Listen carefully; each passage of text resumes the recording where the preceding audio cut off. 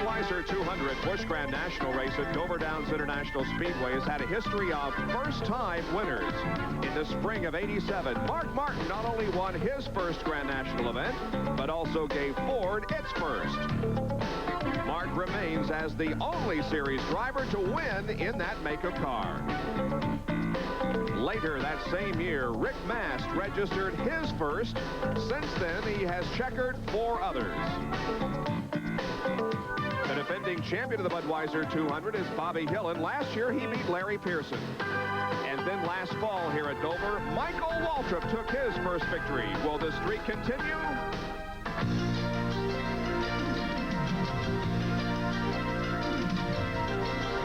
ESPN, now in its 10th season as the world leader in motorsports coverage, presents Speed World.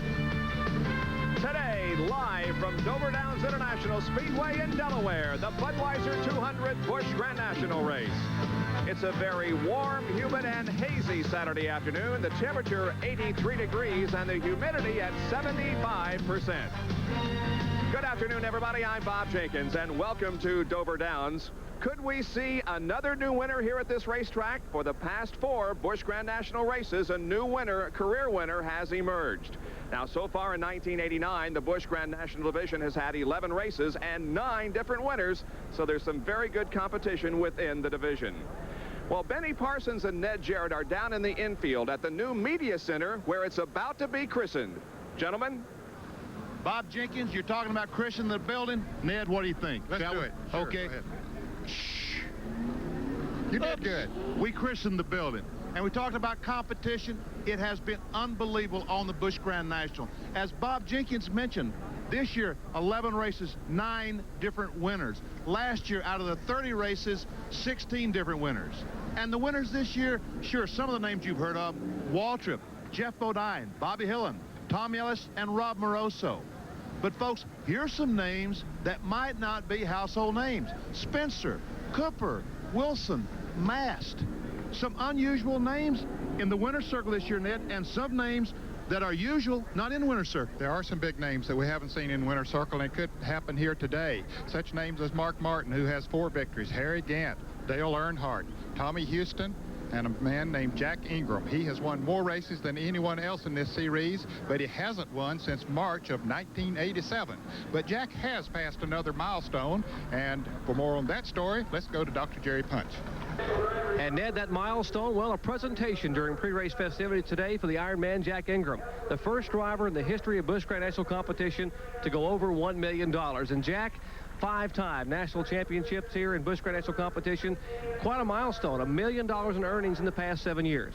Well, it's a first, and anything first in racing is good, and I guess that'll follow me for a little while, and it's certainly been nice. It's been nice to be associated with good people, and of course U.S. Tobacco's gold sponsorship, and of course my crew, and everybody stood behind me, and I hope I can win another $1 million. Well, actually, if you look at his record, Jack Ingram has probably won over $2 million. He won over 300 short-track races, late model sportsman back in the early years before the Busch Series came into being. He has won $1 million on the Busch Series. Jack Ingram, good luck to you today. Thank you very much. Jack's not having such a great year so far. Maybe that'll turn around today, but a young driver who's having an outstanding season is standing by with Dick Berggren. Dick? I'm with Rob Moroso, the hottest driver in this series. Last week at Charlotte, he beat them all for his 4th victory in less than a year. The Winston Cup offers came in a stream, but Rob turned them all down in order to next year drive in the Winston Cup Series for his father.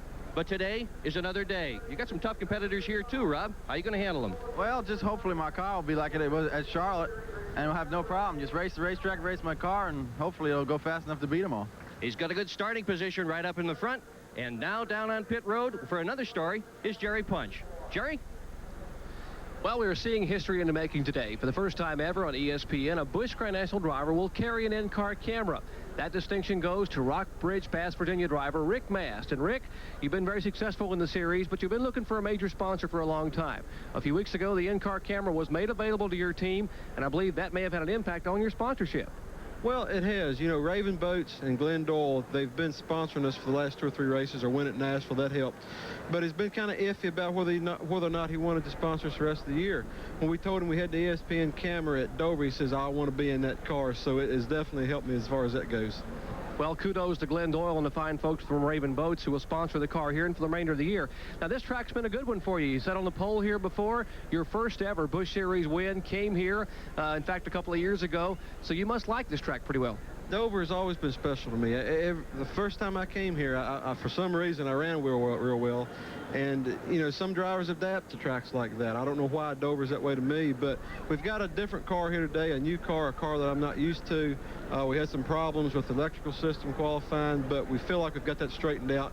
We're well back in the field, but the big thing is to be around at the end of this race. If I'm here, if I'm still out there, if I'm on the lead lap at the end of this race, I've got a good chance to win it. Watch out for Rick Bass, the Raven Boats Buick. Bob? Well, thank you, Jerry. It'll be interesting to watch him move from his 23rd starting position in this Budweiser 200 Busch Grand National race. We are live at Dover Downs International Speedway. And our Speed World coverage is being brought to you by Quaker State Motor Oil. The big Q stands for quality, always has, always will. By Dodge Cars and Trucks. On the street or off the road, it's the new spirit of Dodge. By Road Handler, Treadlock Radials at Sears. Tough tires you can trust.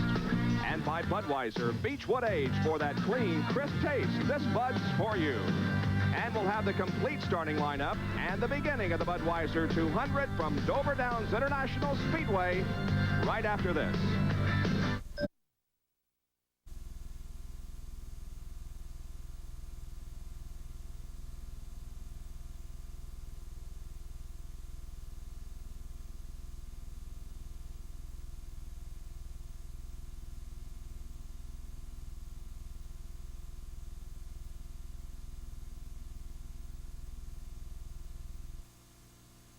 Look at the racetrack. They call it the Monster Mile. It is 1 mile in length. The pole lap time was 25.351 seconds, speed 142.006.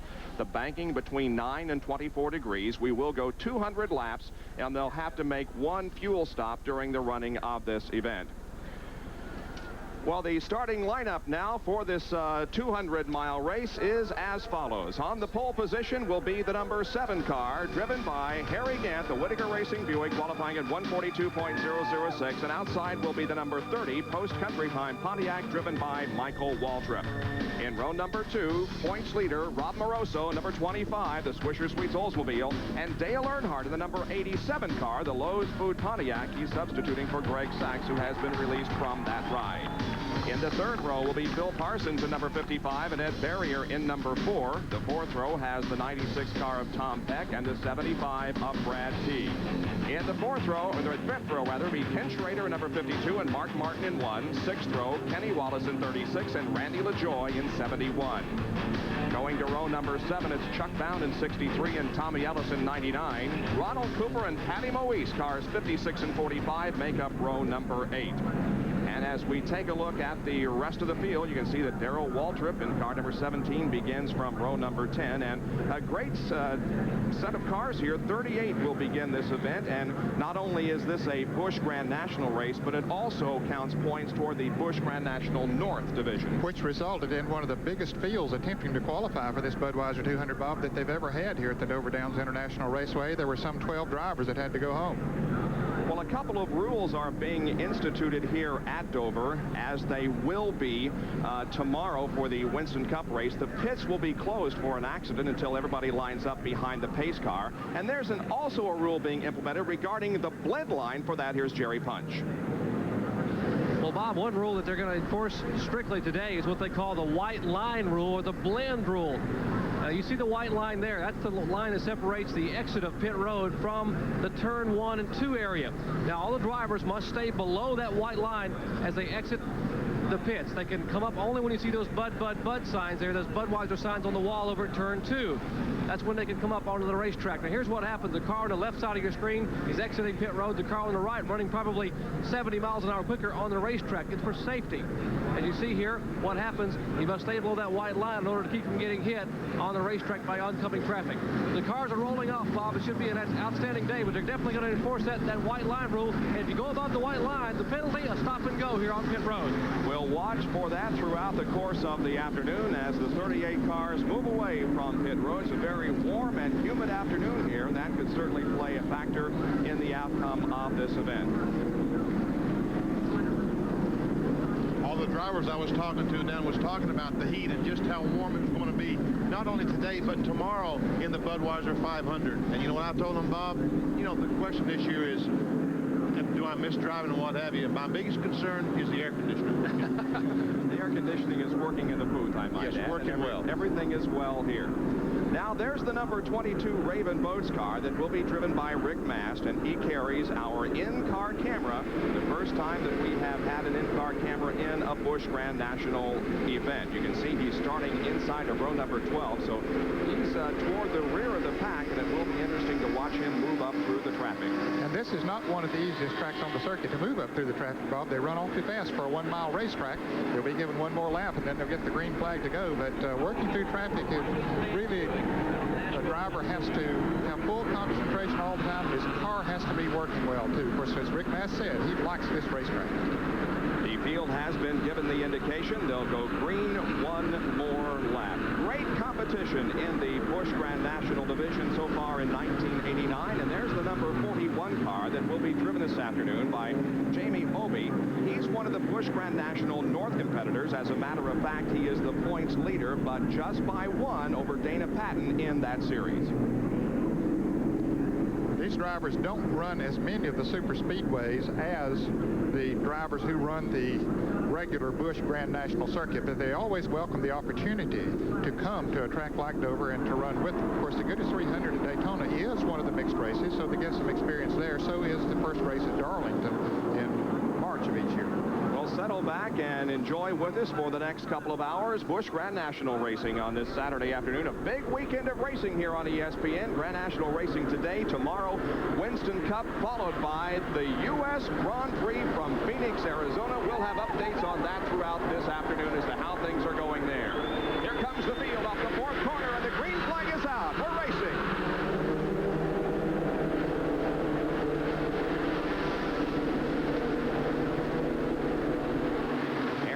And Michael Waltrip stay side by side through corner number 2 and down the backstretch. That's Gant in the white number 7 car and the red number 30 to the outside. And as the field streams down the backstretch, we see Michael Waltrip in the number 30 car grab the lead through turn number 4 and onto the straightaway.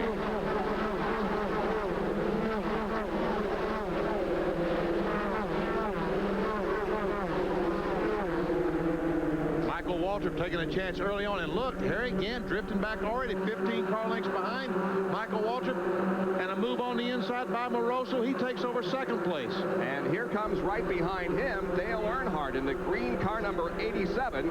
So Harry Gant falls from his pole position back to 4th at the end of 2 laps. The lead being held by Michael Waltrip. Second is Rob Moroso, then comes Earnhardt, then comes Harry Gant.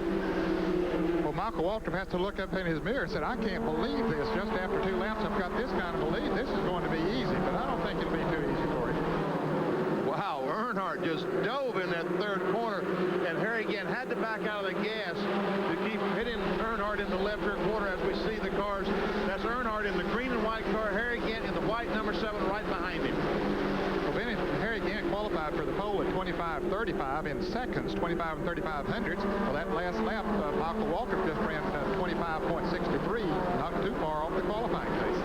Dale Earnhardt, car 87, and Harry Gant in number 7. Earnhardt substituting for Greg Sachs, who was released from that ride earlier this week. Not only the Busch Grand National ride, but also his Winston Cup ride. And Jimmy Spencer will be taking over the driving chores in tomorrow's Winston Cup event. Now some of the slower traffic beginning to be lapped already as Michael Waltrip and Rob Moroso both get by that slower car on the backstretch. And boy, Rob Moroso has closed that distance in a hurry. Michael Waltrip had opened up a good 15 or so car length lead, but now it's down to about 3 or 4. Rob Moroso, car number 25, begins to reel in Michael Waltrip, who won here in the fall last year. And as you looked at the starting lineup, you perhaps noticed that the defending champion of this race, Bobby Hillen, had to take a provisional to get in. And he's starting from the last row of this event. Has a lot of work cut out for him. But the guy who won in the fall last year, Michael Waltrip, has the lead at the moment. 6 laps have been completed out of 200 here in the Budweiser 200, and the lead being held right now by Michael Waltrip. Second is Rob Moroso, then Earnhardt and Gant.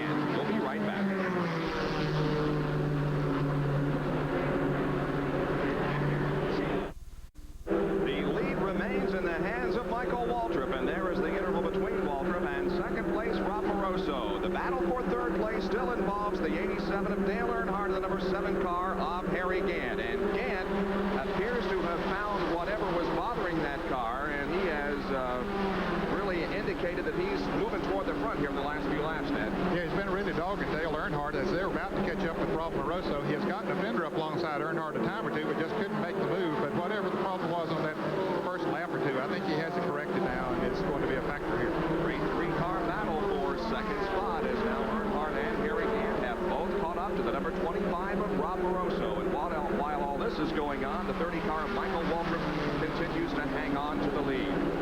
On the Harry Gant automobile, I got to give Detroit Gasket a plug because Ron Park, the president, told me that you saw the Harry Gant car riding around unsponsored for so many races. He said, I got to do something about it. So we'll see the logo on the hood of the automobile as it comes off the fourth corner. So Harry Gant will sponsor this race.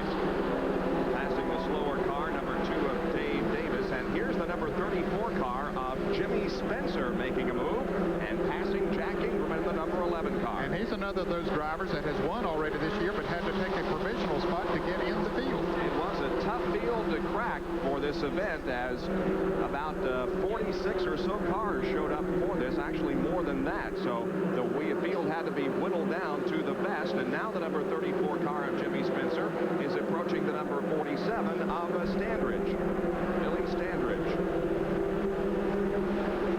Jimmy Spencer will take over the Buddy Baker ride tomorrow in the Winston Cup event that we'll have live for you at 11:50 tomorrow morning.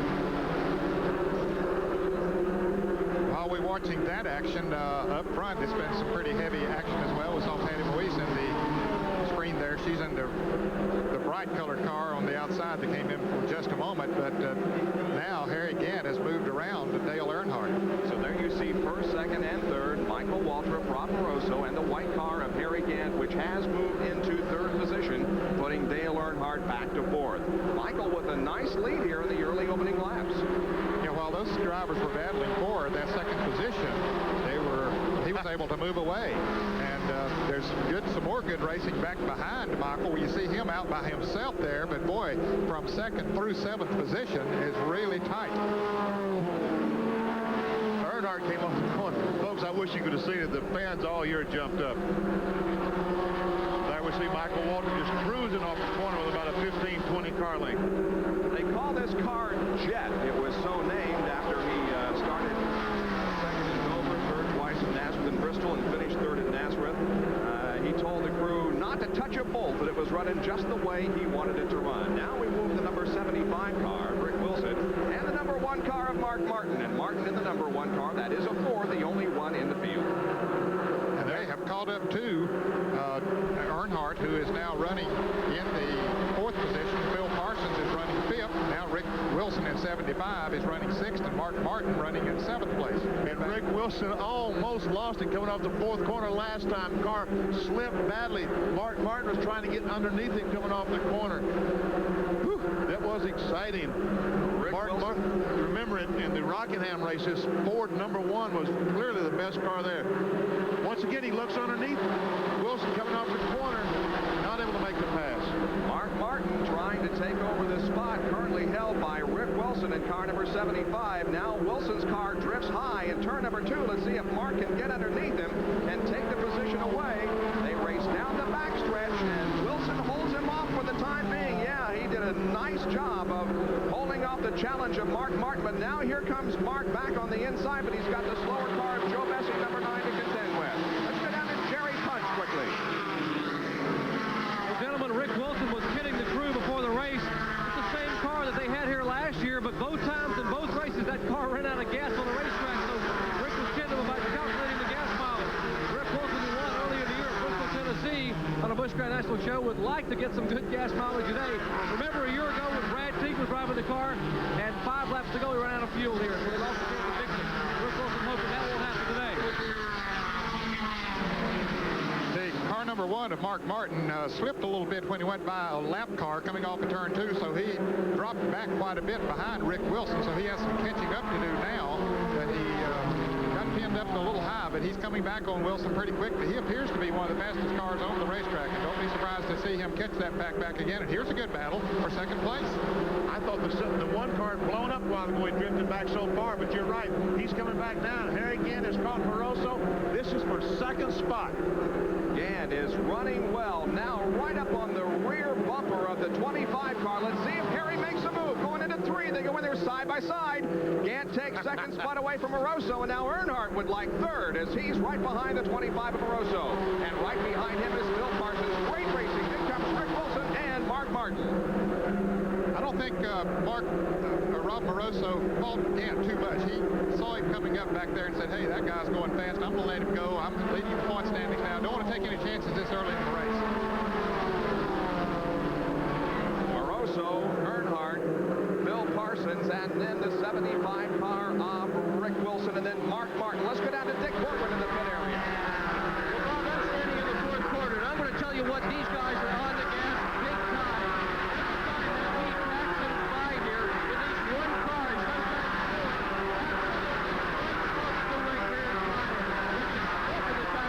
Through here this early in the race. Great stuff to watch. A very noisy infield at Dover, and now a move is being made by Earnhardt as he pulls side by side with Moroso down the straightaway. 5 cars are right there together, battling for third position. Earnhardt goes into the pit, and Moroso almost loses it. Now he does.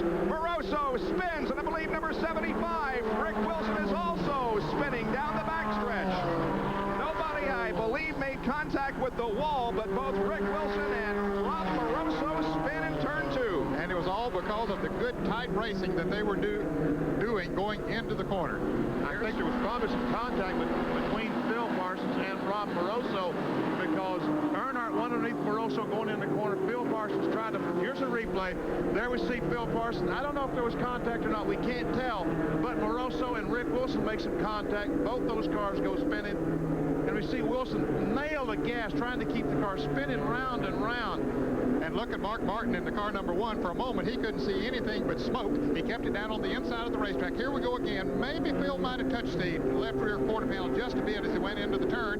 Got both of those cars loose, and around they go. But look at the smoke that Mark Martin has to run into there. He says, oh, Lord, don't come down in front of me. And then all of a sudden, he sees daylight and says, boy, that's a nice sight. And Ken Schrader made a nice move as the 75 car was sliding down the track, and Schrader moved high to avoid him. So the lap is number 27, and the color on the Speedway is yellow.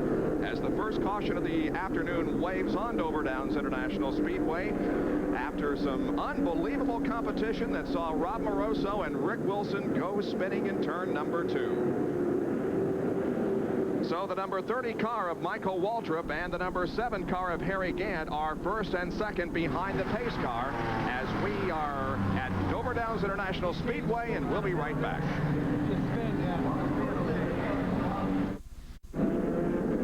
Back at Dover, where the yellow flag remains out as a result of some spins down in turn number 2 by Rick Wilson and Rob Moroso. And both of those drivers have been in for 2 pit stops. Let's go to Dick Berggren, who's in the Rick Wilson pit.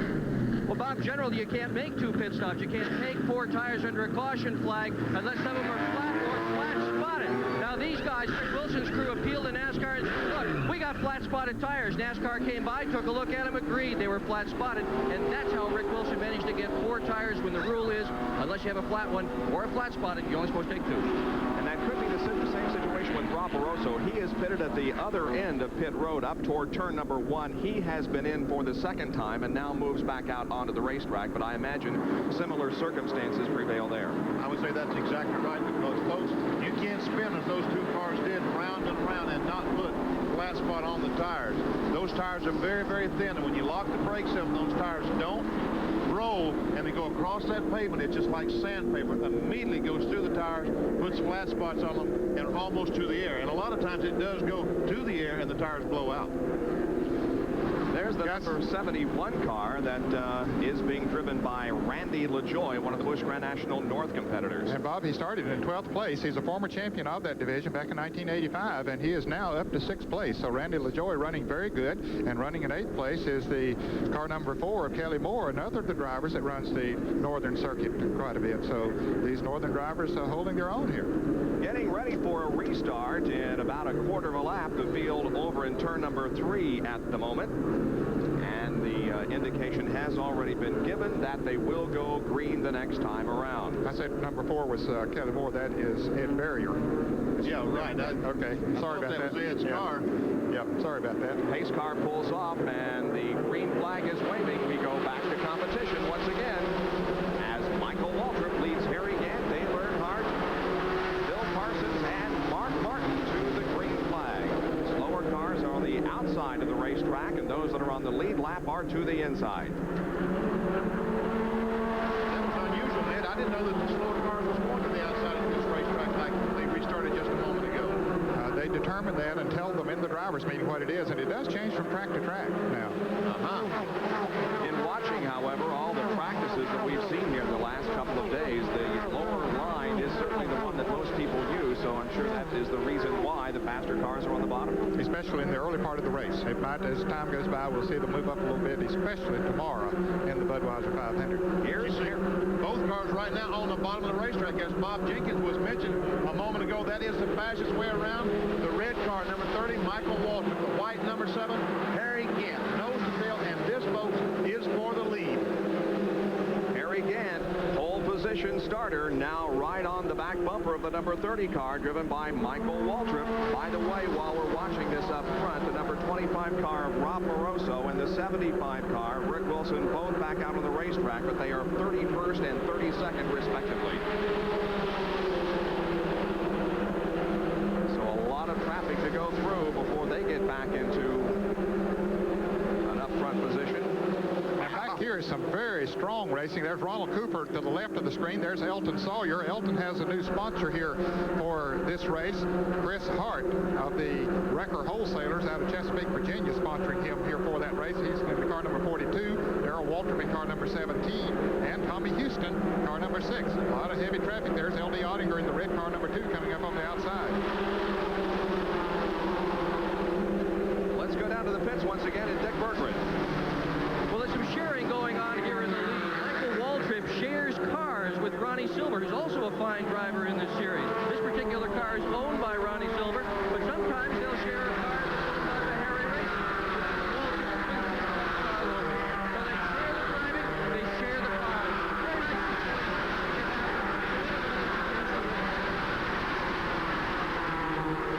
A very noisy infield here at Dover. We're confined within a mile oval, and the race cars are within just a few feet of our pit reporters, and that's why it's so very difficult to hear down there. Dick Berggren and Jerry Punch doing the pit reporting for us this afternoon as we watch Darrell Waltrip in the number 17 car approaching the 56 of Ronald Cooper.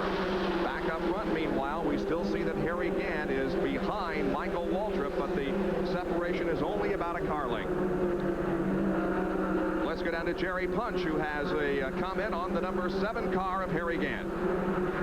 Well, gentlemen, no surprise that Harry Gant is running as well as he is. This is the same car that he set the track qualify record here at Dover last September in. It's the same car that he won twice with last year on ESPN at both Rockingham and Darlington. Now, it's an old race car. They were a little bit leery about bringing it here. They're expecting 2 brand new cars from Mike Laughlin early next week. As Gant now moves in to make the pass. Gant now trying to make a move and take the lead here. Trying to, anyway, from Mike Waltrip. They're on their feet. They're door to door coming out of the corner. Bob? They are door handle to door handle. As they cross the strike, Michael Waltrip had the advantage by about a bumper, but now they are virtually locked side by side all the way through turns 1 and 2, and now down the backstretch. Gant is on the inside in the white number 7, and Michael Waltrip to the outside in the red number 30. They're still locked door handle to door handle through that end of the racetrack. Now Gant pulls slightly ahead as they come off the corner. They cross the stripe this time, and again, Michael Waltrip with just a bumper in the lead.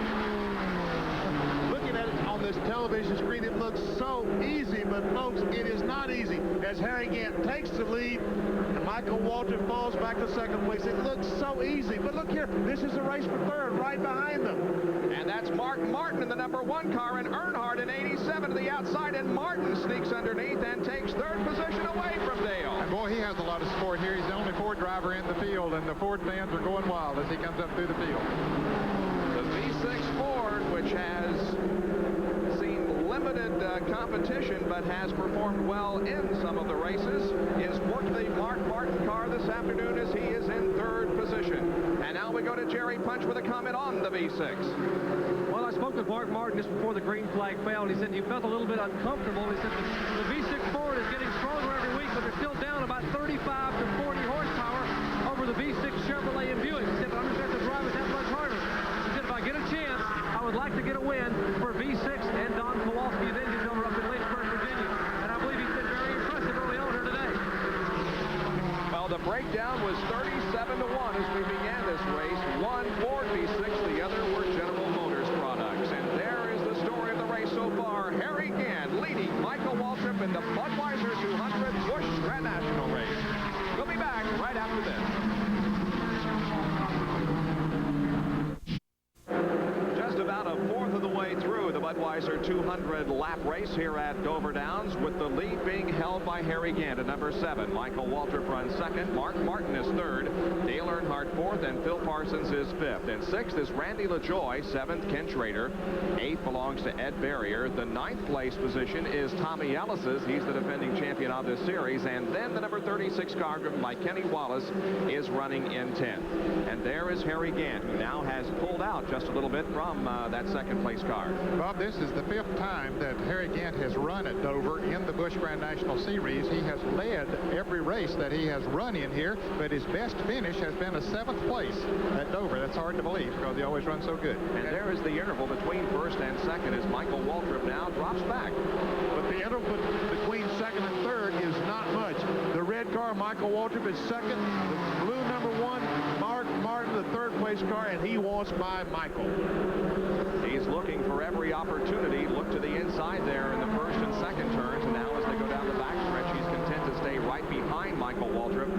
But the car seems to be able to reel in Michael a little bit in the corners. Here is another challenge as Waltrip smokes the tires just a little bit in turn number 4, and Mark Martin tries to position himself to the inside. He may have the inside line going into 1 and 2, and we could see a new 2nd place. Yes, indeed. Mark Martin in the number 1 car goes to 2nd, and Michael Waltrip is back to 3rd. Well, that car is really handling. That car number 1, Mark Martin, he told Jerry Punch that maybe he was down a little bit on horsepower, but I don't know. Don Kowalski has been building the engine for that car, excepting at Charlotte from last week when he ran so well in it there. He has 2 2nd-place finishes in the V6 Ford, and I think he's headed up towards the front again here today. He's trying to improve on those 2 2nd-place finishes. So now we have Harry Gant leading, and 2nd place is Mark Martin. 3rd is Michael Waltrip as they pass the slower car of Jack Pennington, the number 01 car, as 51 laps have been completed out of 200.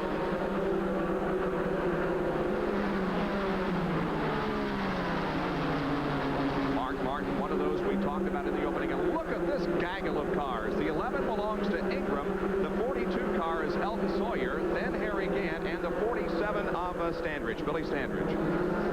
Of course, Harry Gant putting a lap on those cars. He is really moving around this racetrack. Jack Ingram moving down to the inside to give him room.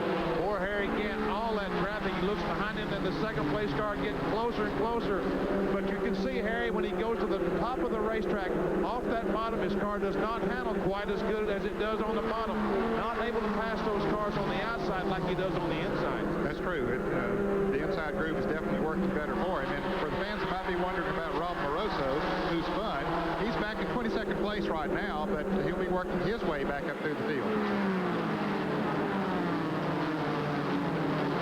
So Gant leads in car number 7. So far this year in Busch Grand National competition, his best finish has been a 3rd at Darlington. However, he has 9 career wins in this division. The other car that spun that caused the only caution that we've had was Rick Wilson in car number 75. He's currently shown back to the 20th position. Of course, both of those drivers still in the lead lap.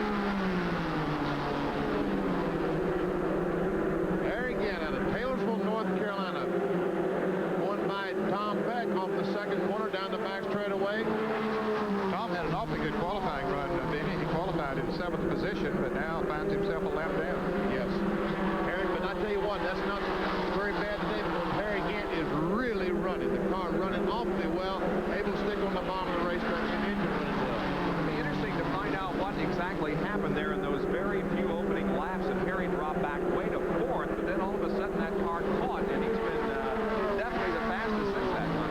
Sometimes the tires just, when you go into that corner the first time, the tires just don't seat the way that you want them to, and the car will feel a little bit funny and say, hey, I've got a flat tire, or maybe it's pushing too much or something, but then it takes a few laps for it to get seated, and then all of a sudden it take off. We're watching the number 4 car driven by Ed Barrier and the 99 of Tommy Ellis as they battle for 8th spot.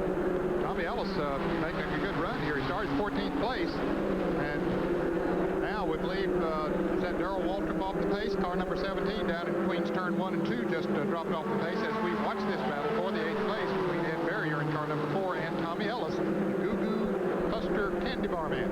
Ed Barrier's car, isn't that owned by Roy Hill, the drag racer, Ned? That's my understanding. I think he used to be a world champion drag racer, is trying to get started in oval track racing. As a matter of fact, he has opened a drag racing school down in the Greensboro area. Roy Hill has, and is the owner of this number 4 car driven by Ed Barrier. Hill, a very, very competitive drag racer. As Darrell Waltrip does indeed come into the pit area for an unscheduled stop, spelling trouble for that team.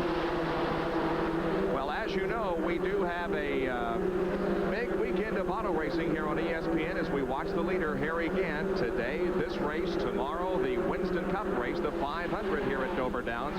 As you can see, the work being done on the Darrell Waltrip car. And then at 4:30 Eastern Time, tomorrow afternoon, we will have live coverage of the U.S. Grand Prix, and ESPN will be providing the world coverage of this very prestigious event. Let's get a preview of what's going on out there, we presume in the heat, from Bob Marcia, who will be calling the action tomorrow here on ESPN.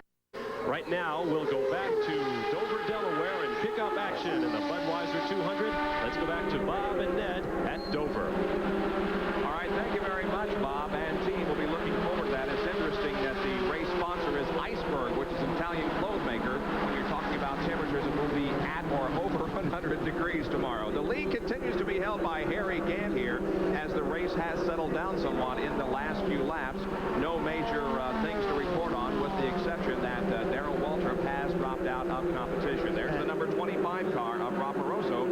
And he has gone a lap down now, Bob. His car's not running as well as it did before. He had that spin out, maybe knocked the front end out of alignment or something. And we're showing him in 21st position, so there are 20 cars that are now on the lead lap. And let's review the top 15. Harry Gant is the leader. Running in 2nd position is Mark Martin. 3rd is Michael Waltrip. Bill Parsons in 4th, and Dale Earnhardt is 5th. In 6th is Randy LaJoy. Ken Schrader runs 7th. 8th is Ed Barrier. Tommy Ellis 9th, and Jimmy Spencer is 10th. 11 through 15, Ronald Cooper, Kenny Wallace, Rick Wilson, Tommy Houston, and Bobby Hillen. That's with 75 of 200 laps completed.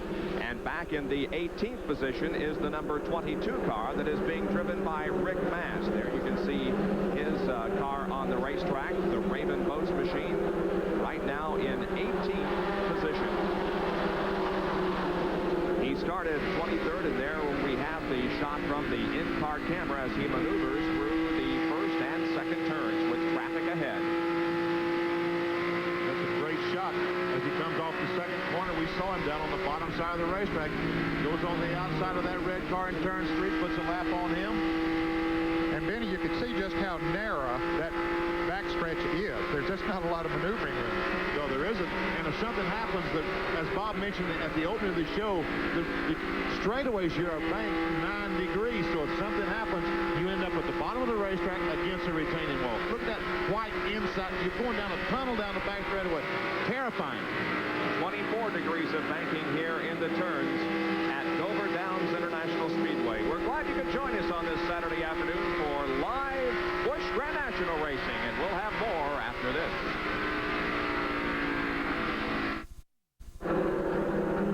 We are back at Dover Downs International Speedway, and now a battle is developing for the lead as the 7th car of Harry Gant has the top spot at the moment. He's got some traffic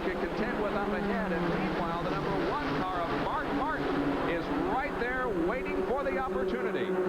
He has gradually closed in on Harry Gant as they get in the heavy traffic, and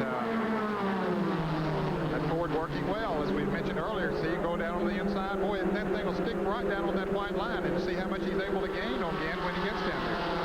In a narrow groove racetrack like we have today, when the groove is right on the bottom, when the car runs across traffic, it really does create a problem. And look, Mark Martin gained so much just because Harry Gant tried to pass a car on the outside. Martin looks, no, that's the Nescafe car of Chuck Bound that Harry Gant's going by on the outside.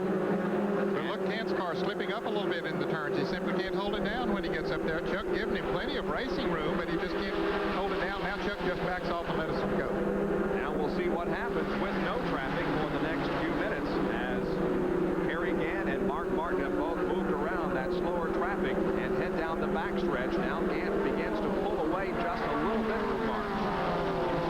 Well, evidently, the second groove is just not a good groove to run in, because when Mark Martin got up there, he couldn't go too well when he went around that car as well. And I'm sure that those drivers who are Western Cup drivers who are not in this field today are taking a close look at what's going on down there and where that groove is.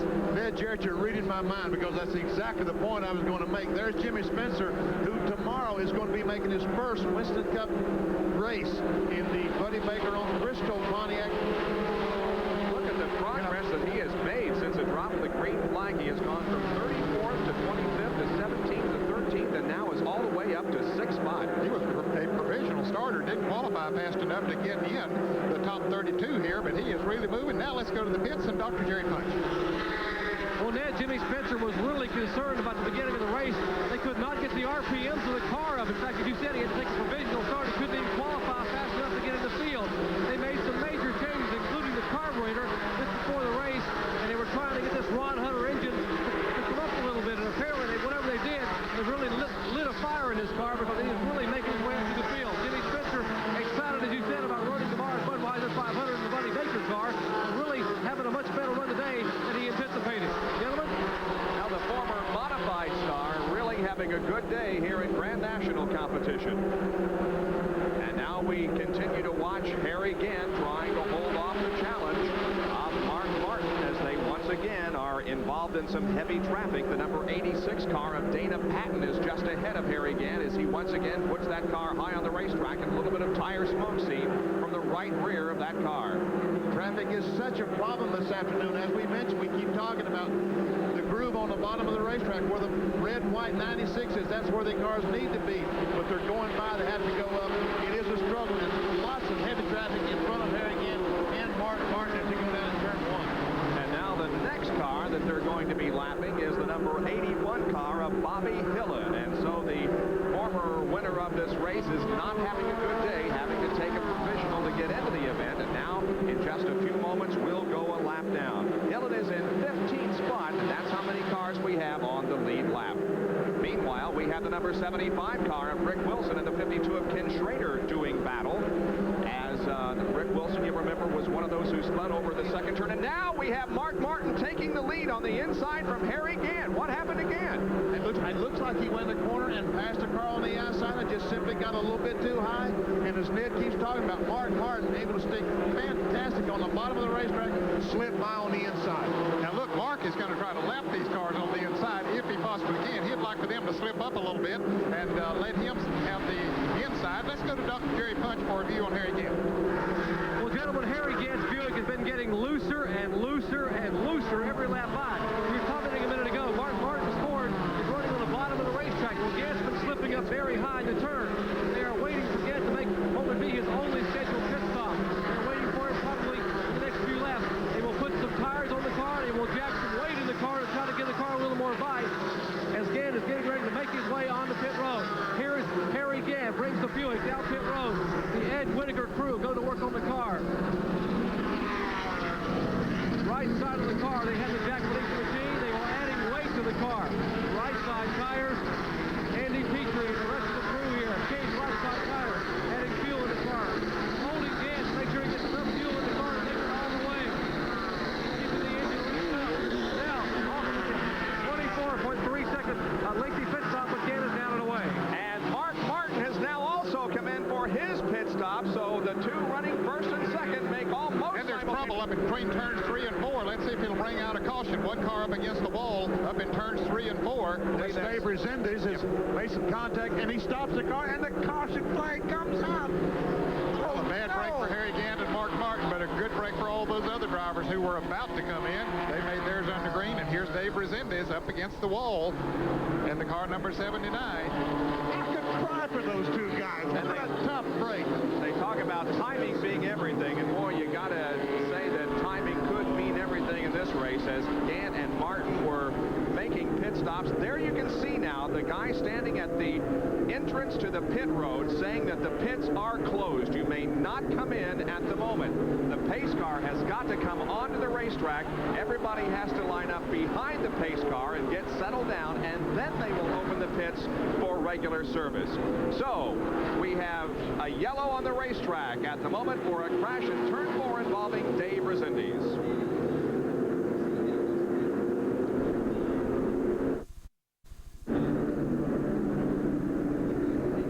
Back at Dover International Speedway, and there you can see the green flag is being displayed to the field, indicate that it's okay for them to come into the pits. We've had a couple of problems on pit road, however, as Michael Waltrip's damaged car comes in. He has damage on the left front of that car, and it happened when a tire got loose and Michael hit it. Yeah, he was leading the race before he made his pit stop, and you see a tire got loose and he hit it and almost went into those people who were changing a tire there, but he got it back under control and pulled back out, but a lot of damage too.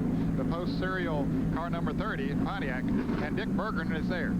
Well, Benny, it looks supposed to be a cosmetic situation. The front end is reasonably well lined up, although they do have the string down here just in case. Car owner Ronnie Silver's got that in hand in case they decide to bring him back in again. This is really a shame for Waltrip. They had been ready for about 10 laps to pit him before that yellow flag. It could have been a great break, but no, they've got the string out. They are going to return Mike Waltrip to the pits and try for a front end alignment on that number 30 automobile. Yeah, they're going to have to bring you back in, Dick, because the toe end is towed out on that car. Now here's an explanation of what happens when we do have a caution situation. You can see there our graphic indicating the car in the backstretch and the red flag being displayed at the entrance to pit road.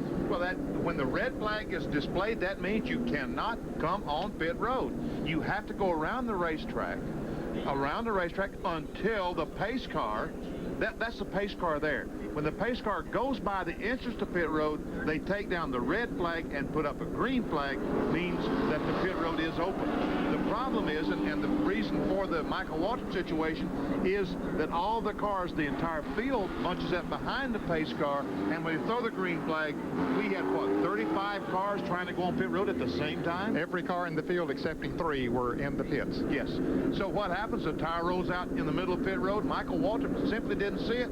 Man, that tire's one's going south and one's going north, isn't it? Doesn't look good. Yeah, he still has some work to do on that car. He's just trying to stay in the lead lap right now. We might explain why this is being done, why the pits are being closed before the pace car comes out. And really, it relates to a scoring situation. It comes as a result of the scoring situation. We saw it at Darlington earlier this year. A lot of confusion when Harry Gant was leading the race there, and he was coming in and people were making up laps and all that kind of thing. And it is strictly to give them a better handle on scoring. And perhaps to explain that even further, not so much of a scoring problem, but a race procedure problem. And that's what Morris Metcalf, who is the director of scoring, wants us to point out, that it's often a race procedure problem, not a scoring problem. Let's go down to Jerry Punch. Well, Rob Moroso back on pit road, and we not wonder what's happened to the young man, 20-year-old driver who qualified third. Now, when he spun early in the race, they think they have 2 problems. One, the toe end, the front tires are not pointed straight ahead. They bent some suspension in the front end, which is what they're fixing right now. They're beneath the hood of his Swisher Sweets Oldsmobile. The other problem is that he bent one of the exhaust pipes, so he can only get about 7,000 RPMs, and the motor just won't run on the straightaway. So he is already 1 lap down and was almost going to be 2 laps down prior to this yellow flag coming out. So the young current Busch Grand National point leader having his troubles here today. Bob? Rob Moroso, the current points leader in Grand National. Well, some Grand National cars use a 3-point instead of a 2-point hookup system in the rear of their car. What is that? Well, Jerry Punch explains in this track back.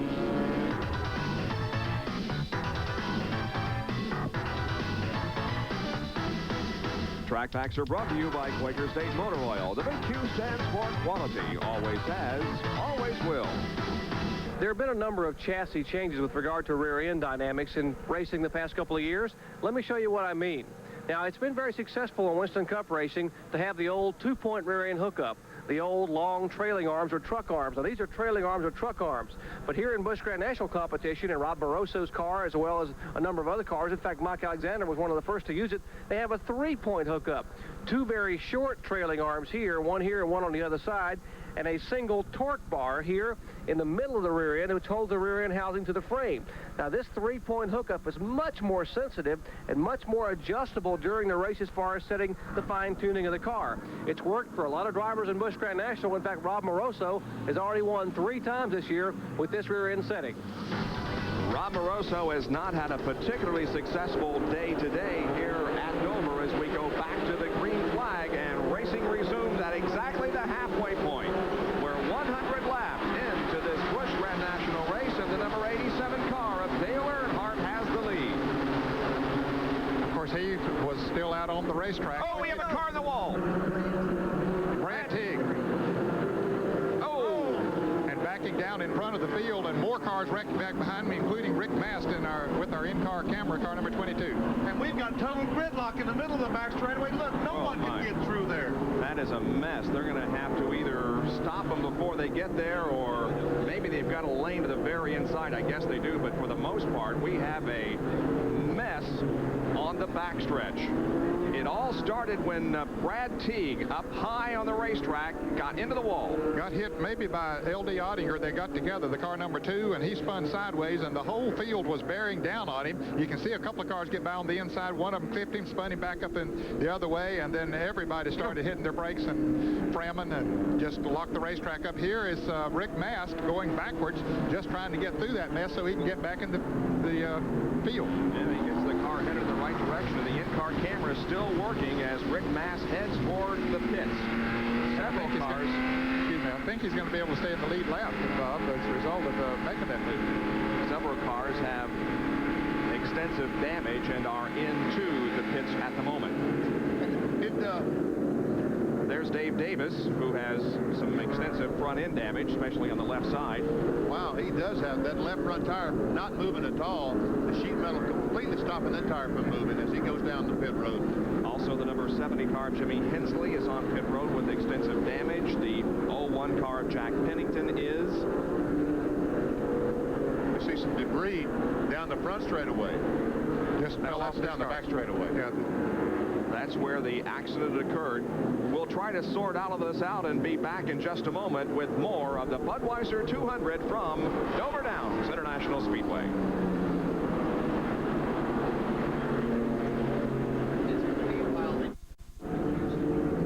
We're at Dover Downs International Speedway in Delaware, and at 104 laps into the 200-lap Budweiser 200, and we have had a accident which involves several cars, and as a result of all this, the 75 car of Rick Wilson has the lead at the moment. Now, the accident occurred as we were going back to green, and Brad Teague loses it coming out of 2. Yeah, they were coming off there 3 abreast. Mark Martin was down on the inside, L.D. Ottinger, and the car number 33 of Brad Teague got together, and then you can see all the cars just spinning and running into each other back there. And we mentioned earlier how narrow it is on the back stretch, and here is Rick Mast. Let's watch it through his windshield.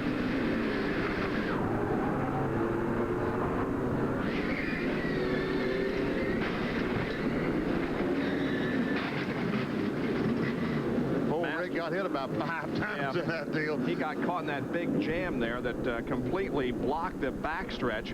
Let's go down to Dick Berggren for a report on pit road. Dick?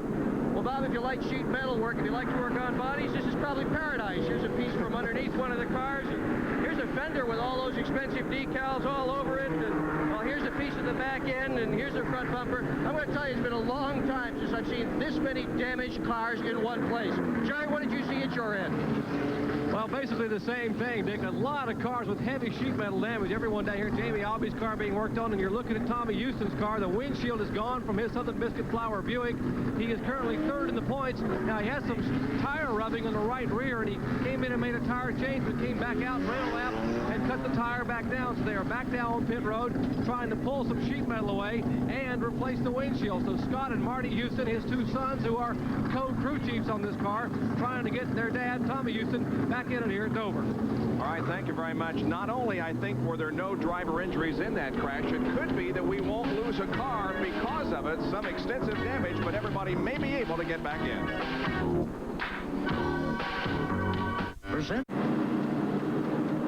The top 10 at the end of 106 laps. Rick Wilson now leads with Ken Schrader second. Ed Barrier up to third. Chuck Bown is fourth, and Dale Earnhardt is running fifth. In sixth is Phil Parsons. Kenny Wallace runs seventh. Ronald Cooper is eighth. Tommy Ellis is ninth. And in 10th position is Bobby Hillen. We are coming off a crash, and we will be back here tomorrow for hopefully no more crashes like that one, but for some great competition in the Budweiser 500 Winston Cup race at 11:50 Eastern Time live. And then right after that at 4:30 in the afternoon from Phoenix, Arizona, in the streets, the United States Grand Prix as the Formula One World Championship comes to the United States. You call that a crash? I mean, that's awful mild, don't you think? Just a simple crash? What do you think it was? All right. Catastrophe. Let's take a look at the catastrophe again. There was a Mark Martin on the inside trying to get a lap back. They're three abreast. LD Ottinger in the middle, and that's Brad Teague on the outside. I think Ottinger and Teague make some contact. Teague spins down the back straightaway, goes to the inside. All these cars are missing. Ken Schrader went by, and boom, the car touched him, and that car goes spinning around. The fellows start trying to stop. And, you know, when that happens, a guy hits another guy in the back. And, you know, if you've ever been in a freeway, here, in car. You can hear Rick Masters off the gas, and then all of a sudden you can hear him hitting. Oh. You can almost feel it. You can. Oh, there's a ballad. About 5 or 6 times, and look at poor old Brad Teague's automobile. Well, there goes my theory about no cars being out of the race. There's Brad Teague's badly mangled number 33, and also the O2 of Dave Davis is out, so we lost at least 2 cars. Boy, Brad Teague really took it from every angle, didn't he? Excepting in the driver's door. Thank goodness he didn't get it in the driver's door. There's Rick Mast, who doesn't appear to have suffered a whole lot of damage. There's a little bit there on the left front, but not that bad, as Rick just takes it in stride and keeps going. He's just riding around out there. Got his arm up on the window. He has been in the pits several times, and his crew has done quite a bit of work on that Raven Boats Buick, but he's still in the action. Kevin Clark had me a note said, but the Raven boat never sprung a leak. Very nice. That is nice. Well, let's go down to Jerry Punch, who's positioned himself in the Tommy Houston pit. Okay, gentlemen, it's pretty hectic down here right now. They're getting ready to bring Tommy back in, and what they're going to do is use this welder, and they're going to weld the trailing arm, which is broken on the right rear of that Buick. Houston's car is rubbing a tire back there when he was involved in that crash. They're going to come in and hook it up on jacks, weld the trailing arm in the right rear. So Houston certainly going to lose a lot of valuable time here in the pits. Tough break for the veteran Busch Grand National driver. Gentlemen? Jerry, hush, give them the welder. They're in there already. Yeah, they need that thing. And Tommy Houston, the reason that they will continue to do that, of course, they're racers, but Tommy is currently in third in the Busch Grand National point standings behind Rob Moroso and Jack Ingram. And there's several drivers that were involved there. Rick Mast is in sixth and Jimmy Spencer seventh. Both of those drivers involved in that accident, so the point standings could change quite a bit here today. I was scared to death he was going to keep on talking. This guy's going to need the welder. Well, I tell you, Jerry Punch can do a whole lot of things. He is a real doctor, you know, and of course he does a great job in broadcasting. He might even be able to weld because he used to work on some race cars. Yeah, I believe he could, Benny. I really believe he could weld. No way. He also used to drive, but we're not going to ask him to elaborate on that aspect of his career. Ken Schrader, and you know, Schrader has the blue this weekend. Schrader has the blue this weekend, and you know what? We've got a guy in the pits as bald-headed as I am. He's got a story on Ken Schrader. Dick Berger? Let me tell you what, Benny Parsons, there's some very famous bald guys in the world these days. Gorbachev is bald, Brad Teague is bald, Dwight Eisenhower is bald, Jack Ingram is bald, and of course there's that driving champion Benny Parsons. Anyway, I wanted to tell you a little bit about Kenny Schrader in the 52. He did have a flu to the point that yesterday he had to take an IV. Yesterday afternoon, he went to bed at 5. He slept 13 hours. He said this morning he figured he was at about 60%. But now that he's running in the front of the field, I bet he's running at about 120%. I just talked to his crew. They said the car is a little tight right now, exactly the way they want it. It's going to loosen up, and they expect that Schrader is going to rocket to the front and win this thing. If he does, it'll be the first time he's ever won here at Dover. His best finish so far is a third. Keep your eye on that 52. This is not the type of racetrack in which you want to be ill, because every driver will tell you this is one of, if not the most demanding racetracks that they compete on. We'll be back. Bob Jenkins, Ned Jarrett, Benny Parsons, Dick Bergeron, and Dr. Jerry Punch back at Dover Downs International Speedway for Busch Grand National Racing. And we are 112 laps into this event and about to go back to green. Now we have 11 cars on the lead lap, and the final car on the lead lap is Harry Gant, but he will be positioned at the front of the field for the restart. Of course, he went a lap down when he made a green flag pit stop. The caution came out the next lap. And let's also say that Michael had a problem on pit road, is out of the race now in the post-serial car number 30. And there's a number 22 car of Rick Mast, who was involved in that crash on the backstretch, along with several others. The green comes out, back to racing once again. So Harry Gant in the white number 7 car leads them through the first and second turns, but remember, he's at the tail of the lead lap. Here comes the 75 car of Rick Wilson, and he bumps with Tom Peck. And now here comes Mark Martin, the number 1 car, 3 abreast through there. Harry moves over, says, go ahead, guys. No, Harry's got a problem. He didn't just move over, I don't think. Something's wrong with that car number 7. Now, Mark Martin just got a lap back. He had also gone a lap down by making a green flag pit stop, so he's back in the lead lap, but Harry Gant is falling way back. He is definitely falling back as everybody is now passing Harry Gant. And Rick Wilson, the number 75 car, has the lead, but now Mark Martin is also on the lead lap of the number 1 car. Harry Gant probably has a flat tire and can't get to the inside, as we see Mark Martin still coming across the start-finish line in front of the Rick Wilson number 75, the blue car. That's Rick Wilson, the leader. Harry Gant stays out on the racetrack as we watch Wilson and Martin. We thought maybe he would come in for a pit stop, but did not. He couldn't get down. All the cars were going by him from the inside. He moved to the high side of the track to get out of the way, and he simply couldn't get down before he got to the entrance of pit road. So we'll watch for that perhaps on this lap. If he could have gotten to the inside, he still had a chance to win this race, but right now, I don't know that Harry Gant can make up 3 or 4 laps, and that's what he's going to be down if it is just simply a flat tire. Yeah, he's 1 lap down now, and he's coming into the pits. This time it looks like he's coasting into the pits, so he might have an engine problem. I don't know, but it might not be a flat tire. We're watching Mark Martin in the number 1 Carolina Ford Dealers Ford at the tail end of the lead lap, and Jerry Punch is there as Harry Gant pulls behind the wall.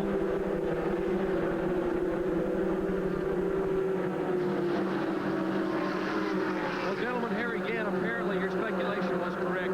Gant at first thought he might have a tire going down. He radioed in and said, I think I got a right rear tire going down. The car just will not pull coming off the corners. It's very, very sluggish. And apparently, it's more serious than that. As Gant said the car will not come up to speed, to RPM, possibly something with the gearing. So Gant will go behind the wall. Exit is open.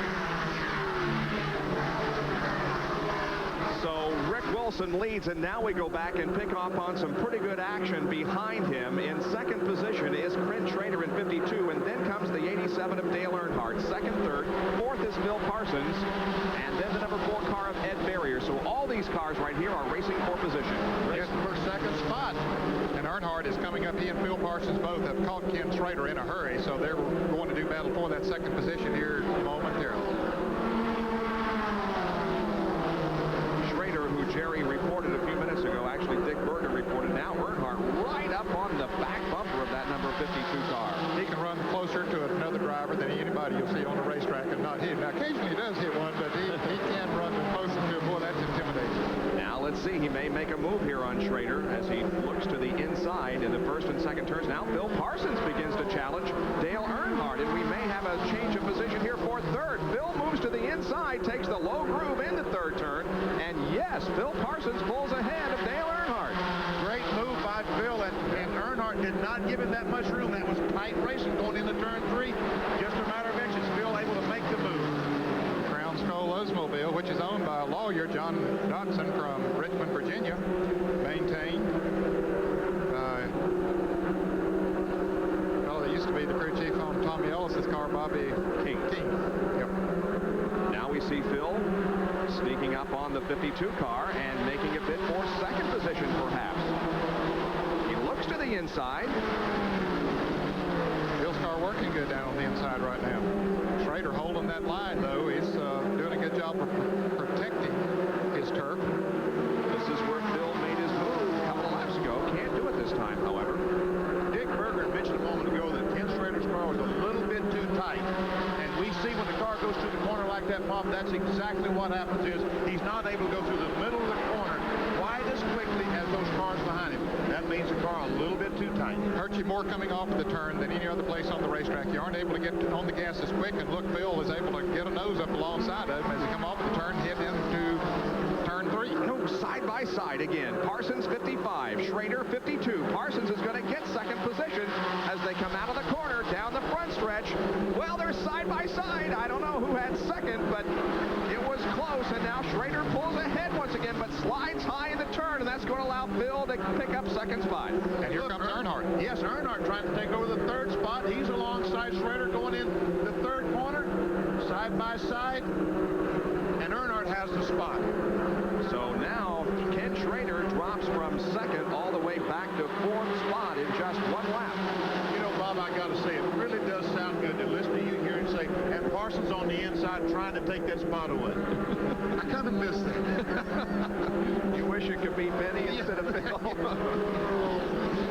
Phil doing a great job up to second place and trying to chase down the 75 car driven by Rick Wilson. There's a 71 car. Randy LaJoy. And he's trying to get by Schrader as they come off the fourth corner. LaJoy just having a fine run, one of those Busch Grand National North competitors. Yeah, he had made a green flag pit stop. He had been up to 6th place, made a green flag pit stop and got a lap down, but he has run good all day long. And another fellow that has run good is car number 63, Chuck Bowen, who now, I believe, is up in the 5th position, has been running very good. We'll probably see him in a little while, but he's has been running. There he is in the screen, car number 63, the red Nescafe coffee car. And Tommy Ellis in the Goo Goo Clusters right behind. And folks, that's what I said. Goo Goo Clusters, that's the sponsor on that automobile. Well, Ken Schrader has been falling back here steadily in the last couple of laps, and you got to wonder if it's the car or perhaps Ken is just not feeling up to speed. We reported earlier that he had a bad case of the flu and thought he was about 60% going into this event. But when you're up front, things perhaps don't weigh that much on your mind, but then when things start to go wrong, you become just a little bit more ill than you were earlier. 121 laps are complete here as the number 75 car of Rick Wilson has the lead in the Budweiser 200.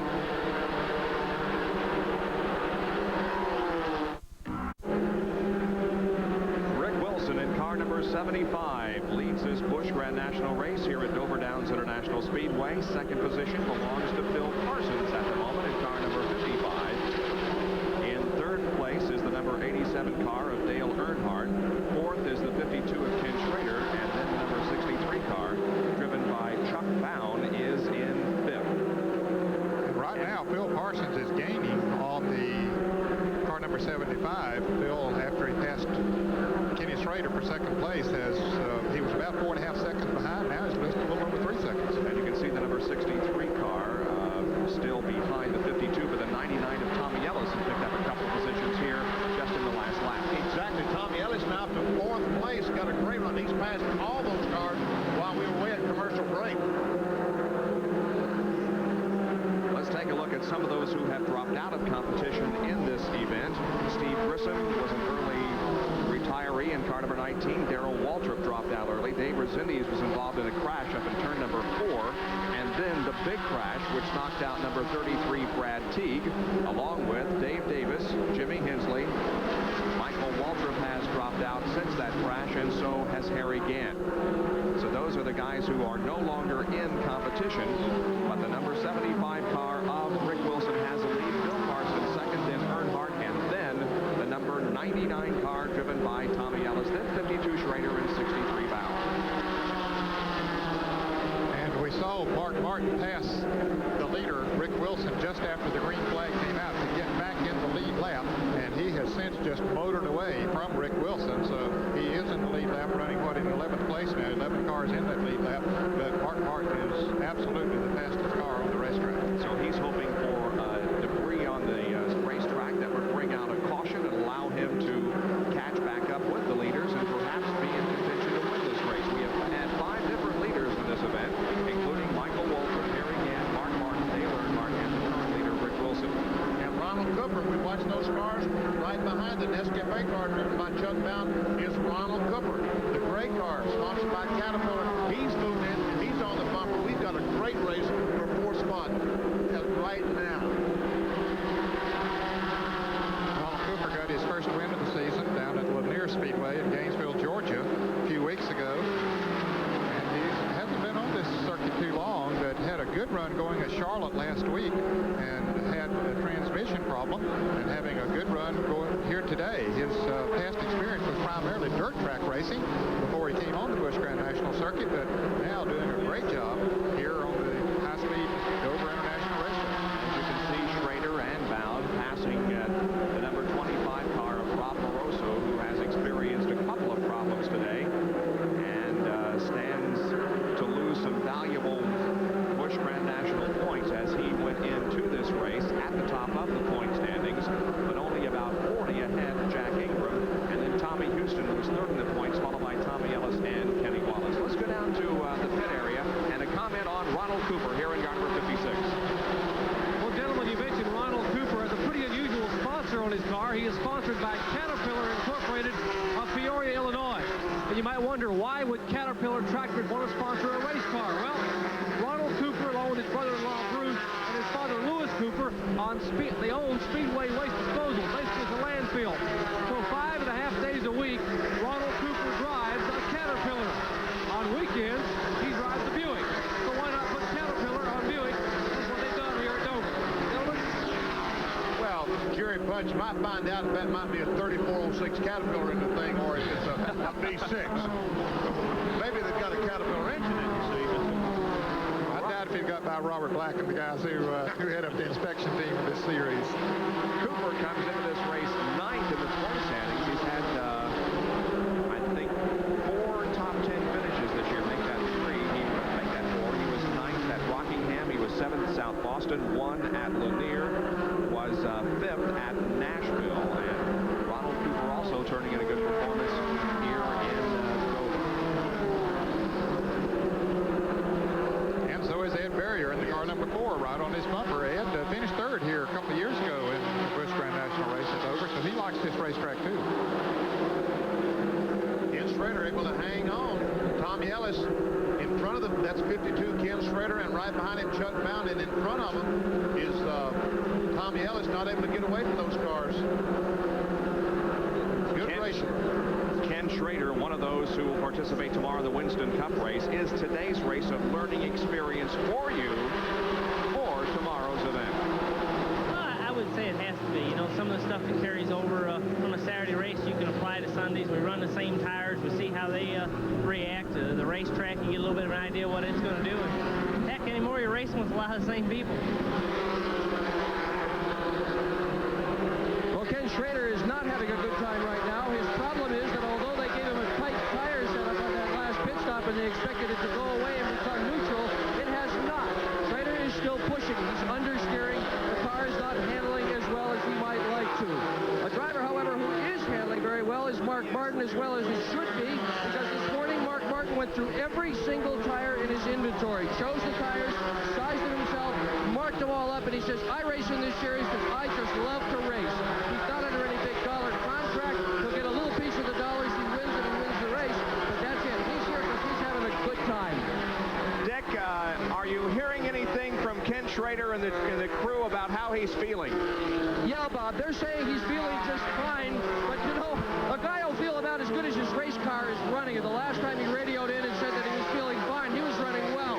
Now he's not running so well, so I bet the aches and pains of this cold are beginning to get to him. All right, thank you very much. He does remain ahead in the number 63 car driven by Chuck Bound, and for the moment, Ken Schrader with the 52 car is in that 5th position. We're at Dover Downs International Speedway in Delaware. There's the leader, number 75 of the Budweiser 200. Back in a moment. 52 more laps to go, and Rick Wilson leads the Budweiser 200 with Phil Parsons running second. Third is Dale Earnhardt, then Tommy Ellis fourth, and Ken Schrader fifth. 6 through 10, Chuck Bound in 63, then Ronald Cooper in 56, Ed Barrier is 8th, Kenny Wallace running 9th, and Dana Patton is in 10th position. And there is the leader, Rick Wilson, who has about a 4-second advantage on Phil Parsons. And Phil Parsons at one point had closed it down to almost 3 seconds, or just a little over 3 seconds, but now Rick Wilson has moved away a little bit from Phil Parsons, but Phil holds a good comfortable margin over Dale Earnhardt, who is running in 3rd place. And while we were away on the commercial break, Jeff Burton, young driver from South Boston, Virginia, had to retire his car. At least he's been pushed behind the wall. Jeff had hoped to have a good run here today to hopefully attract a sponsor, and he was running good on the racetrack, but now he's behind the wall. And Ken Schrader has moved up right behind Tommy Ellis, and Chuck Bound behind him. This is the race for 4th spot. These guys have been running in single file formation for the last few laps, as Patty Moise in car number 45 is lapped by them. That's Tommy Ellis in 99, then Schrader in 52, and Chuck Bound in number 63, 4th, 5th, and 6th. Now Ellis begins to lengthen his advantage over Ken Schrader. It's amazing what passing a car will do. We saw those cars nose to tail. They passed Patty Moise, and Ellis came out with a 10-car length advantage just by simply passing one car. There are 12 cars on the lead lap. Now, we gave you the top 10 just a few moments ago. In 11th position, also on the lead lap, is Bobby Gillen. And in 12th position, I should say, is Mark Martin. So that's everybody that's on the lead lap. The number 71 of Brant LaJoie is a lap down in 13th. And L. Diotcher in 14th. And 15th is Jimmy Spencer. 16th is Rick Mass, 2 laps down. Then the number 11 car of Jack Ingram, 17th. The 25 of Moroso is in 18th position. 19th is the 96 car of Tom Peck. And in 20th is Patty Moise in car number 45. And Bob, as you were speaking, you said Bobby Hilling was running 11th. Now Mark Martin has run him down and passed him. So Mark Martin's still the fastest car on the racetrack. He has come up behind a car in turn 1 that had a lot of smoke coming out of it, but he got by and took on off. Here once again is Schrader and Chuck Bound still fighting it out for that 5th position. Got pizza and coffee right there. Does coffee go good with pizza? I guess it does. Anything goes good with pizza and coffee for that matter. Now Bound finds an opening here on the low side of the racetrack. He may have Schrader. We'll watch him race down the backstretch. Side by side into turn 3. You got to think that Bound may come out with the advantage here because that's the faster lane. And yep, that's what happened. Boy, that groove has stayed the fastest right from the drop of the green flag. Most of the time, it'll move up a little bit, but it's the fastest so far. This afternoon, after this race, there will be a 1-hour practice for the Winston Cup cars before tomorrow's Budweiser 500. And after watching this race today from on top of the transporters in the garage area, you know those drivers are going to be working at one thing, keeping their car on the bottom of the racetrack, getting that car to handle on the bottom, because we've seen all day, then when they drift up a half a car length, they just lose yards. Yeah, it'll cost them, it looks like a half a second a lap, and boy, that is a lot of time. You see the black flag is being given to car number 47, Billy Stanridge. He has a problem with that car, I guess, as the leader goes by him. You can see the red car there is Billy Stanridge. That's the car was smoking a moment ago when Mark Martin went by. Average speed of the field is 108.793 miles an hour. That is not a record. You can see the damage there on the Rick Mass car number 22 as he finds himself 2 laps down in 16th position. And there is the in-car camera. Well, we asked Rick Mass earlier in the weekend about this racetrack that is affectionately, well, perhaps affectionately known as the Monster Mile. And a lot of drivers say that this is one of the toughest racetracks that they compete on during the entire year. It's a mile in length. The banks are at 24 degrees. You've got a very short straightaway. Let's go to the pit area and comment on Rick Mass. Well, gentlemen, Rick Mass likes this racetrack. We said before he won a pole here a couple of years ago, and he got his first ever Busch Grand National win here. He is not having a great day today, to say the least, after his car has been chewed away by the monster here, by the Miracle Mile at Dover, Delaware. But you know, it's been a good month for Rick Mass. Not only has he gotten a sponsorship it's been able to attract a top-notch crew chief. Jim Harmon, who used to be the crew chief for Harry Gant on the Ed Whittaker car, has come over with Rick Mast. And since Harmon got there, they have finished 4th, 8th, 5th, and they have won the race at Nashville, Tennessee. So Harmon has been his good luck charm, what Rick Mast called the missing link. And right now, what he's missing more than anything else is about half a race car. But he's still running and still giving us great pictures from the in-car camera. Gentlemen? He is 3 laps down to the field at the moment, however. And we asked Rick to comment about the racetrack that is known as the Monster Mile. Do you see it that way? It takes a toll on you. Just lap after lap after lap. You know, on TV, it looks like you got 2 straightaways and 2 turns. But after like 100 miles, it seems like it's one great big circle. That's the way it feels in the car, like you never really straightened up because you're in the turn so long. And that's what takes a toll on you. That plus the fact that the cars, the design of these race cars, the tires, the Goodyear tires, everything sticks so much better to the racetrack. That puts more G-force on the driver. That makes it, in turn, that makes it harder on the driver. So all that coupled together is a Monster Mile. So Rick Mast agrees that the 1 mile track here at Dover is appropriately named the Monster Mile. We'll be back with more of our live coverage after these messages. Chevy S10 and 25 car of Rick Wilson leads the Budweiser 200 Busch Grand National race. But remember, about 10 laps ago, I told you he had a 4-second lead on Phil Parsons? Ain't that way anymore, friends. Phil is within 1 second of the leader, and we're going to have a battle for the lead here shaping up in a few laps. He has really been coming on strong. They've come through a lot of traffic in the last 10 or so laps, Bob, and it seems that Phil has been able to get through the traffic a little bit better. He's able to stay on the bottom of the racetrack. His car handled it very, very well. And now Rick Wilson, his car moving up a little bit as they come off the corner. And Jerry punches in his pits. And Jerry, do you know why his car's moving up? Well, Rick Wilson's car is not handling as well as it could be, possibly. I think Dick Berger was standing up there. Dick in the Rick Wilson pit. They have a little bit of a handling problem. Well, if he is, they're not saying anything about it. I just asked him how the car is going, and I got a big thumbs up sign. Of course, it is incredibly difficult to communicate down here. It is so loud, but they're saying no, the car's okay.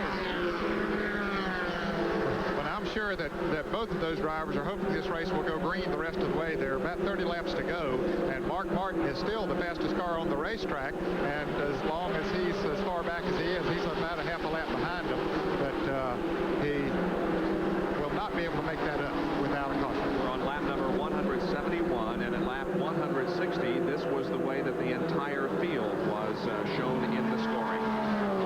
So we are set up now for some great racing here in the closing stages as the number 56 of Ronald Cooper goes a lap down, and as he does, we have now 9 cars on the lead lap. Cooper goes a lap down to Rick Wilson. So now 9 on the lead lap, and the last car on the lead lap is the 86 machine driven by Dana Patton. And Mark Martin has moved all the way up to 8th from a 12th position not too long ago. Well, Rick Wilson won a Busch Grand National race earlier this year. That, of course, was at Bristol. It was actually a rainout, and Phil Parsons, who is running in 2nd position, has only won 1 Winston Cup race, rather I should say Busch Grand National race, and that was way back in '82. That was in Bristol also. Both these fellas have won a Busch Grand National race in Bristol. It's probably better for Rick Wilson because that's the home of his car. His car is based up in Bristol, so... Well, let's go down to Jerry Punch for this comment on Phil Parsons.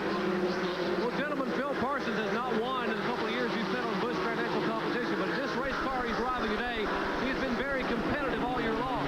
He finished 4th at Darlington. You know, and the car is owned by Don Beverly. Any drag racing fans may know Don Beverly.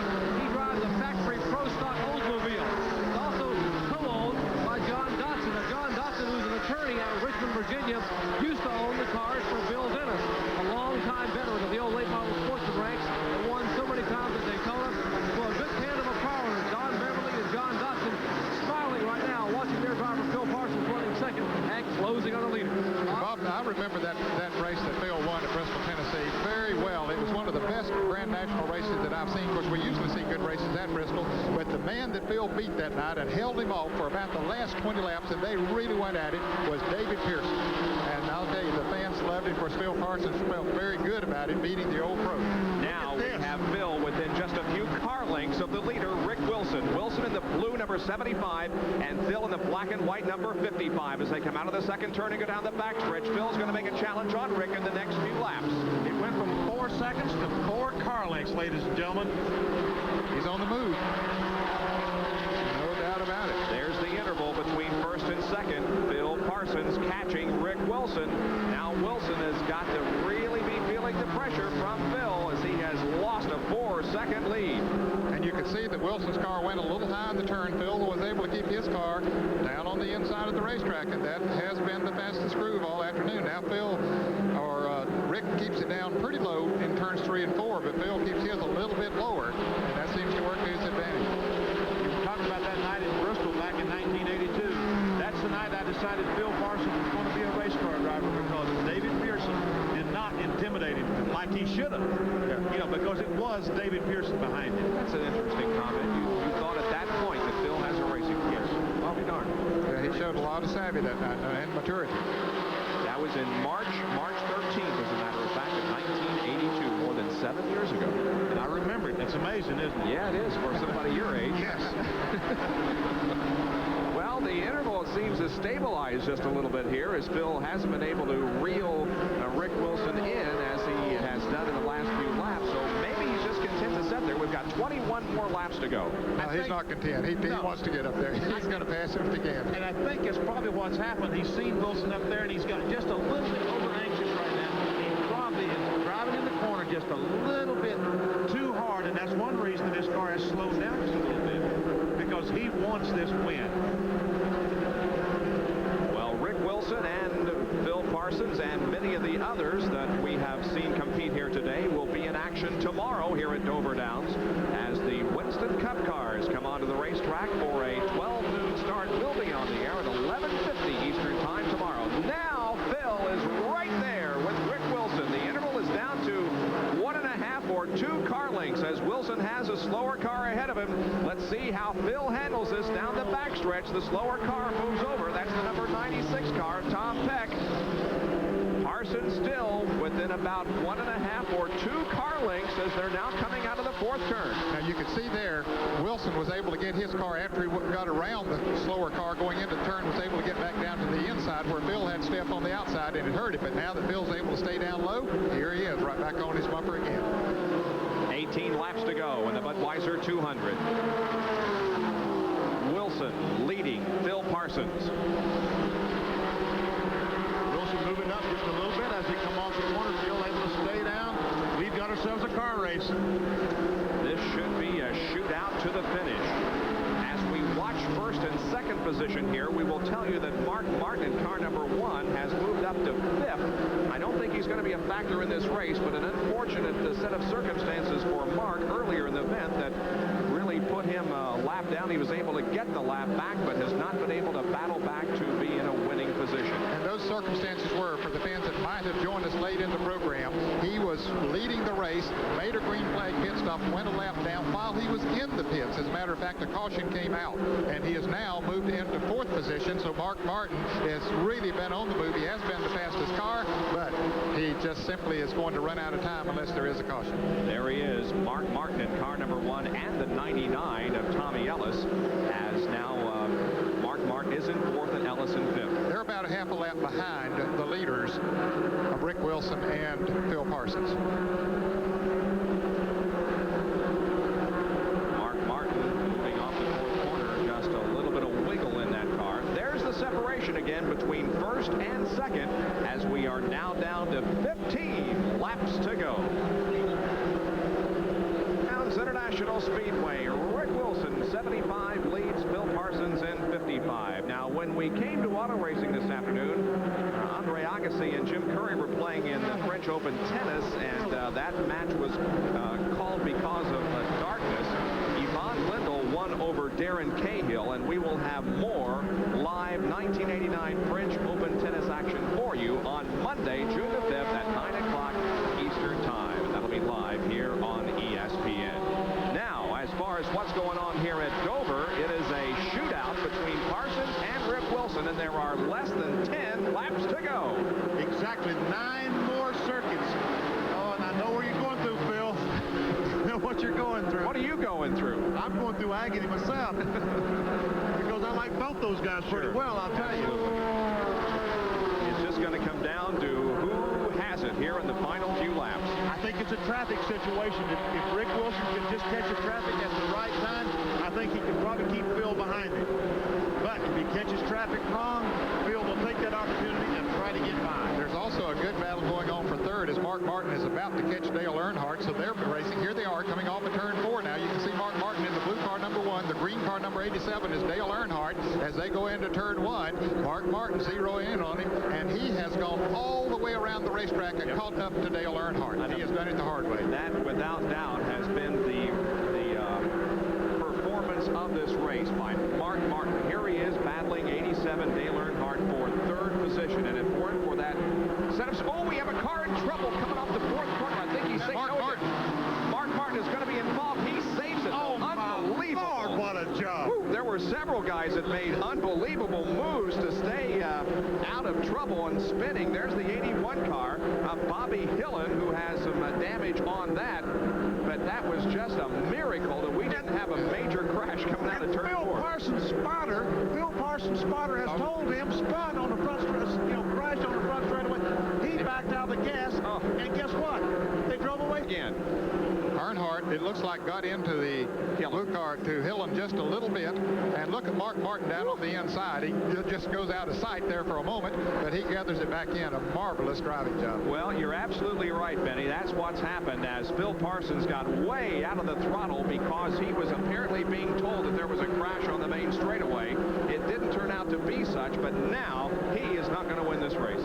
Well, I don't know that. That's purely speculation, but the last time we saw him, he was just a car length or two behind, and now he's 20 car lengths behind. I think that someone told him it was a crash. He backed out of the gas. No caution. Well, Phil might have a problem. Yeah. He's down on the inside of the racetrack. He's slowed down some now. He's going to try to ride this thing out. He could have a tire going down, or he might have lost a cylinder or something. Yeah. He's still running in second place, but he is definitely off the pace. Let's not blame the spotter because we don't know what happened at the moment, but that's certainly one good theory. Yeah, well, thank you. Now, Mark Martin, who was about to pass Dale Earnhardt, Earnhardt has a little more breathing room now as Mark had to gather that thing back in, so he lost a lot of time. However, he's gaining on Earnhardt again. Both of them are gaining on Phil Parsons, but they're about to run out of time. So now we're within 2 laps of the end of this race as 197 are on the board, and when Rick Wilson comes around this time, it'll be lap number 198 complete. And Wilson now appears to be in the catbird seat to win this 200-mile race here this afternoon. There he crosses the stripe. There are 2 more laps to go. Phil Parsons now crosses the line. That car definitely not running. Sounds like he's running on 5 cylinders. Now you lose a cylinder on a 6-cylinder, boy, that's a bigger percentage than losing a cylinder on an 8-cylinder car. And so Rick Wilson now comes off the 4th corner and receives the white flag. 1 more lap to go. Tremendous amount of traffic in front of him at the moment, but it isn't going to play a factor in the outcome of this race unless somebody crashes in front of him. Rick Wilson is going to win this race and register his 2nd Busch Grand National win of his career. Both have come this year at Bristol. He won the 200 and now is going to checker the Budweiser 200 here at Dover Downs. Here he comes off corner number 4. Rick Wilson from Bartow, Florida wins the Budweiser 200, and Phil Parsons has a sick race car as it comes off of corner number 4. He's well off the pace, but he's still going to finish 2nd. 3rd place goes to Dale Earnhardt, and then 4th, the number 1 car of Mark Martin. The Boot Country USA Oldsmobile, driven by Brad Teague for years up to this year. In fact, Brad Teague was leading the race here a year ago in this car that's owned by Charlie Henderson, and then he ran out of gas near the end of the race. Let's go to Jerry Punch, who's with Chris Carrier, the crew chief. Well, Chris, congratulations on a great win for you. Thanks a lot, Jerry. I tell you, we just like to say that thanks to everybody that's involved. Them guys down there on pit road there, every one of them are just great guys. Bethel and Bob and Bruce and Randy. A bunch of them back home. I'm not going to try to name everybody right now, but there's a bunch of guys back home that couldn't make this trip. I feel like they're the best crew in NASCAR, and I wouldn't trade them for anything. I'd like to thank Charlie Henderson, everybody with Food Country USA, and the stores, the management. They're the reason we're here. They're the owners of the cars. We're trying to lure a major sponsor right now so we can run a few more of these races. As far as I'm concerned, it's the best type of racing there is in America. And I'd like to thank ESPN and all the coverage. Without the kind of coverage we get, there wouldn't be any sponsors or owners that would, it wouldn't be worth it for them to be here. Truly justice here. A year ago, they ran out of gas with 5 laps to go, and now Chris Carrier and the crew are going to make their way to victory lane. Chris, congratulations. Thank you. I'd like to thank, too, Mike and Jackie Laughlin, all the guys down at Laughlin Racing. They build all our race cars and do an exceptionally good job. Thanking people who build our motors, too, these little V6s. This one is a Jim Ruggles motor. They do a fine job. We got a couple motors from Don Miller. I'd like to especially thank friends at Kodak and Morgan McClure team, Larry and Tony. They do an awful lot to help us, all they can. We're neighbors with them. We've moved into a shop with them first of the year, and they're just really super good people. You can see now what kind of driver they got. When they get that monkey off her back, you're going to see them over in Winston Cup victory lane. They are happy here. Rick Wilson makes his way to victory lane. Gentlemen. All right, thank you very much, Jerry. A large crowd on hand to witness this race here this afternoon, and they saw a good one that was won by Rick Wilson. We'll be back to talk with him in victory lane in just a moment here at Dover Downs, centered by the Die Hard battery, now with more power when you need it. Here's Dick Berggren. And here's Rick Wilson in victory lane for the second time in this series this year. Rick, at the end of the race, you sure had a mirror full of that 55 car. I sure did. Phil was coming, but I had a little bit left. I was just waiting. I seen him coming. Chris kept calling me on the radio, say he's coming. So, I'd saved a little bit. I wasn't running hard as I could, but then I just about had to start running hard, and I seen him backing off. So, but Food Country Rosenville run great all day long. The guy's done a good job. We got a little bit of problem there at first. Robbie Moroso got bumped and running, hit into me, but just sheet metal damage. We come in, changed some tires, we got behind, but we run hard all day and we won the race.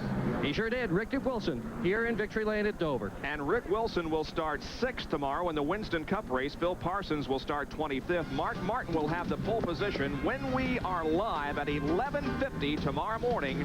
The race starting at 12 noon.